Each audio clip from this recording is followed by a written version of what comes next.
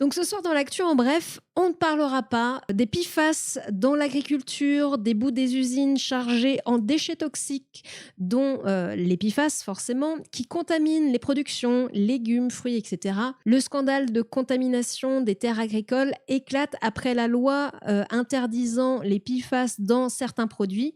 Alors accessoirement, cette loi interdisant les PFAS dans certains produits l'ERN et UDR, donc le RN, s'y étaient opposés. Voilà, rappelez-vous de ça.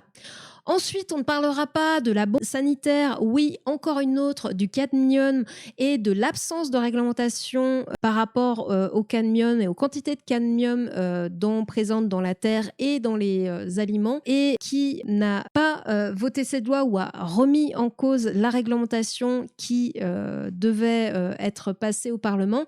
Je vous donne dans le mine, c'est encore la droite et l'extrême droite qui tiennent à votre santé. On ne parlera pas non plus de la loi Duplon 2 qui souhaite toujours réintroduire, avec le soutien encore une fois, vous l'avez, maintenant ça commence à devenir récurrent, de la droite et de l'extrême droite, certains néonicotinoïdes malgré les dangers avérés pour la santé et bien sûr l'environnement. Ensuite, on ne parlera pas de l'abandon du projet de loi pour la refonte du modèle de la protection de l'enfance pour limiter les ruptures de parcours des enfants confiés à la protection de l'enfance.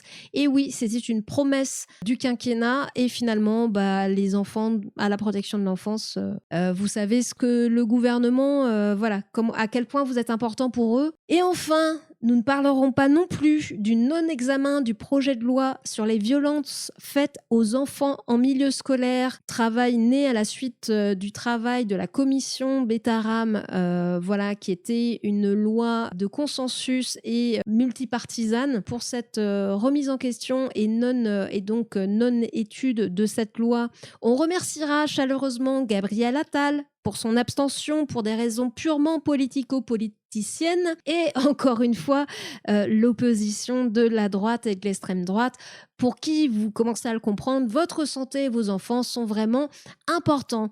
Donc nous ne parlerons pas de tout ça aujourd'hui.